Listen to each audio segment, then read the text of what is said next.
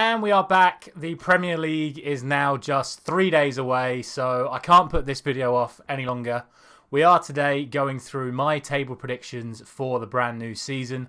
We're going to do this exactly the same way we did it last year, starting off with the teams that I think will get relegated and will be at risk of relegation, moving into what I like to call distinctly mid-table, then who I think will be challenging for the European places this year, and finally the race for the title.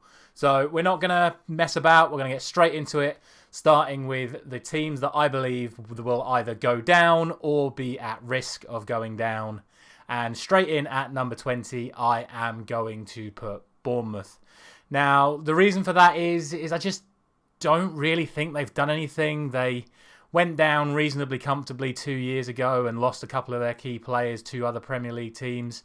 They've got themselves back promoted, which is a great achievement for them, but I look at the squad they've got and the one or two players they've brought in, and I just don't really see them causing many problems to any Premier League teams. They've not got any outlandish formations that are going to catch people out like Brentford did last season. So for me, it's straight back down for Bournemouth and in last place.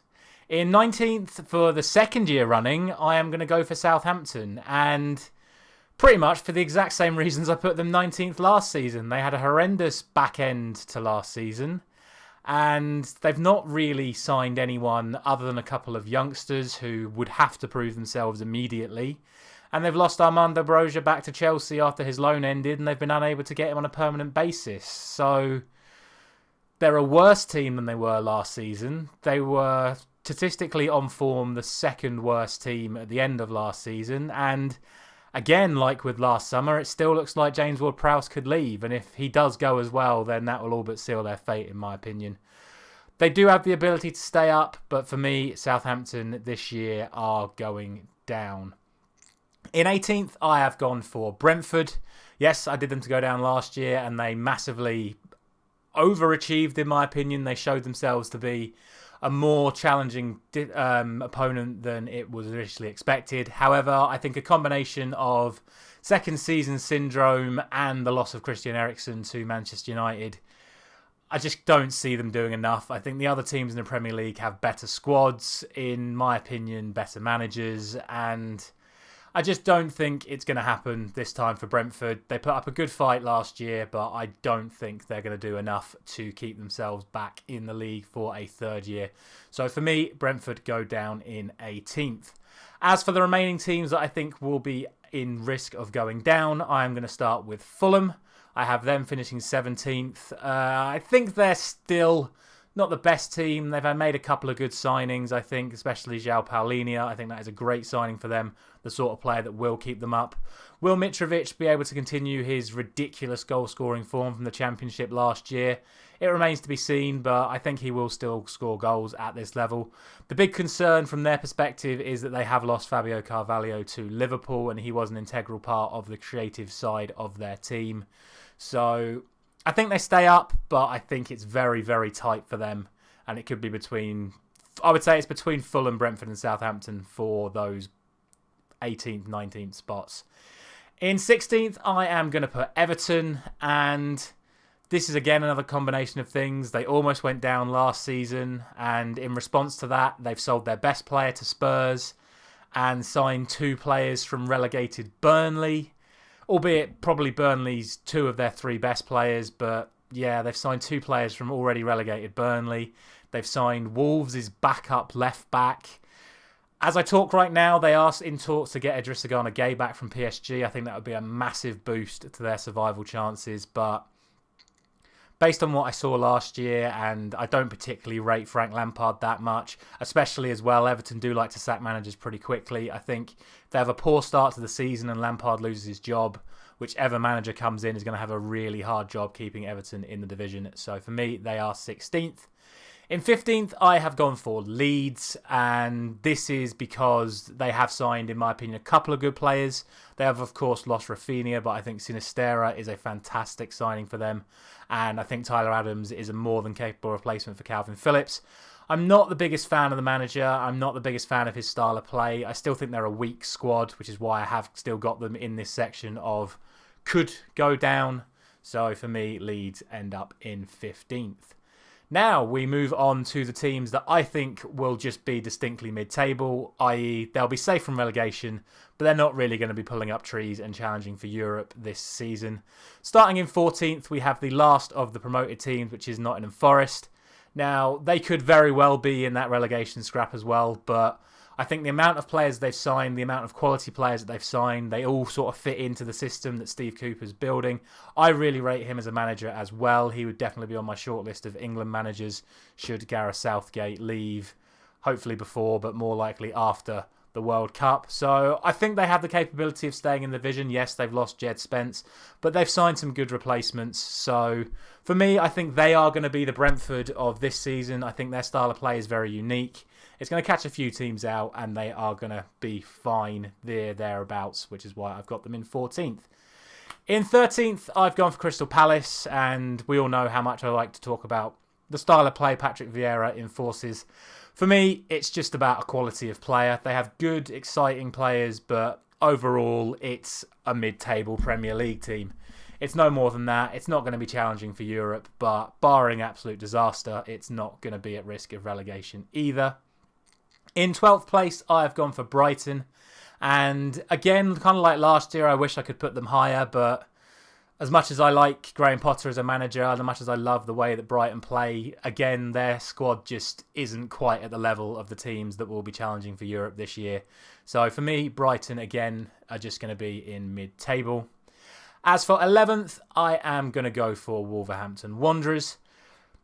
Good season last year. Caught me out. I thought they wouldn't do as well as they did last year. But again, good team. Not as good as the rest of the teams above them. So for me, they'll be thereabouts. They'll definitely cause problems for some of the teams challenging for Europe. And have proven over the last few years can cause problems to the teams challenging for the title. But for me, they're not going to be in the race for anything this year.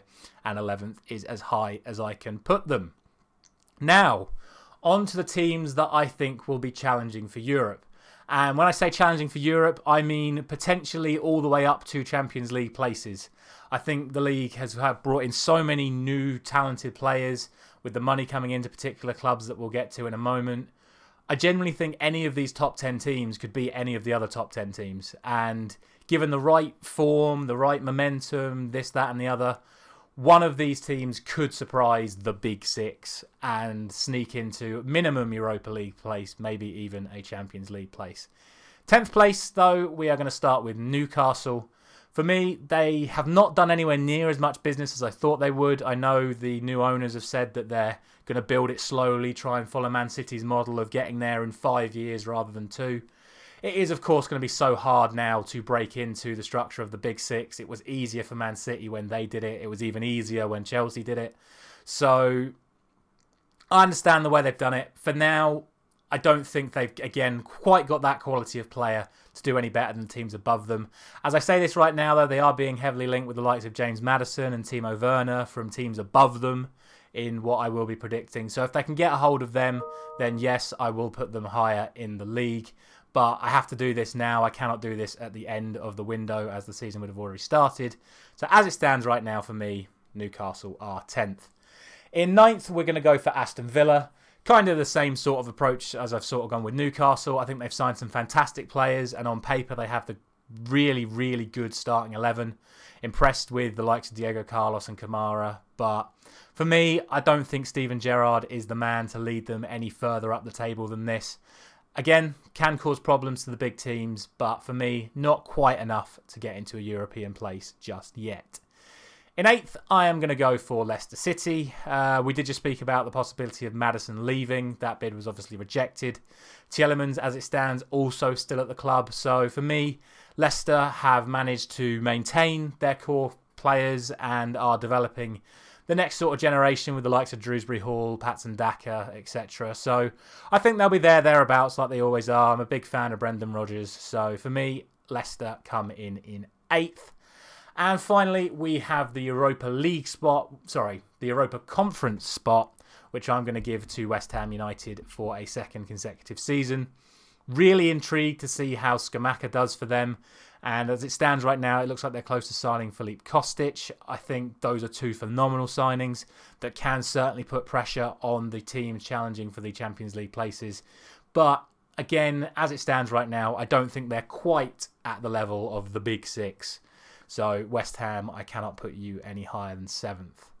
As for the Big Six itself, now I'm going to say something slightly controversial in that I genuinely think that on paper, all 6 teams have a starting lineup that can challenge for the title. And I genuinely mean that. There are obviously some that are weaker than others. So I'm going to base this 6 on consistency, squad depth, overall usual player fitness, experience and manager. So in 6th place, I'm going to go for Man United. And I wish I could put my club higher, but I really can't. I still believe in the players, but I have a lot less trust in them. Ten Hag has come in. He's brought in a couple of good players, but again, as it stands right now, we don't have a recognised holding midfielder. It's going to be McFred for another year, and the whole Ronaldo situation. We look good, and like I say, on paper, we could probably beat anyone in the league, but for consistency, for squad depth, and for mentality of the players right now, I just can't put us any higher. Now, for 5th and 4th, I'm actually going to reveal these at the same time. At 5th, I'm going for Arsenal, and 4th, I'm going for Chelsea. And the reason I'm revealing these at the same time is because I genuinely think it is that close between the two of them. And the only reason I'm going for Chelsea is experience. I think Mikel Arteta is building an Arsenal team for the future, whereas Thomas Tuchel is building a team for right here, right now.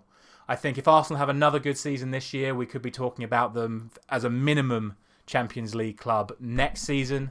But it remains to be seen. They're a very young squad, the likes of Saka, Odegaard, Smith Rowe, the back line, all of them. They're all under 25. They're a team that I think will be really, really good in a couple more years' time. But for now, I'm just going to leave them 5th behind Chelsea because Chelsea have signed the likes of Koulibaly, Raheem Sterling, established winners. And I just think right now they're that little smidge ahead of Arsenal. On to 3rd place, we're going to go for Tottenham. And I think if it goes well, they'll be running Liverpool and Man City close to the title this year. I really do. Every single signing Antonio Conte has made has improved.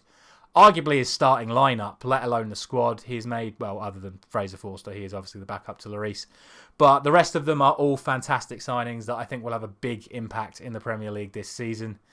Rumours that they're not done yet either, so we will see. I really think if Antonio Conte does what he normally does, which is bring the best out of his players, Tottenham are really going to be thereabouts come the end of the season. In 2nd place, I am going to go for Liverpool, which of course means in 1st place, I'm going to go for Man City. And this is just again due to the overall squad depth. No matter who you take out of that City team, someone else just as good goes in their place. And arguably on paper now, Liverpool's starting 11 could be argued as an even better starting 11 than Man City's. But you take a couple of those Liverpool players out and the quality dips. We've seen it over the last few seasons. You take Van Dijk out, the backup's not as good. You take Trent and Robertson out, the backups aren't as good.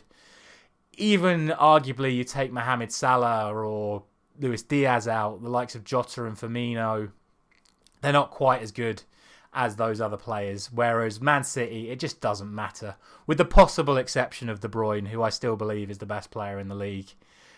There's just so much quality in every position times 2. So for me, you can't look past Man City to win the league once again. But I see it being very close between them, Liverpool and Tottenham. And I just hope that there is some way Manchester United can get involved in there. But I think it's just too much, too soon to ask of Erik ten Hag for now. That is going to be it for today's video. If you do want to get involved in the Premier League predictions, then please do join the link that I've put on screen now. That will also be available in the description. This allows you to put in your own predictions for the 1 to 20, and it's all done on a point scoring system. So we will see who is the winner come summer next year. Other than that, as always, just like, share, subscribe, ring the bell so you don't miss any of the new content. I will be back tomorrow for a fantasy football video. Thank you very much for watching.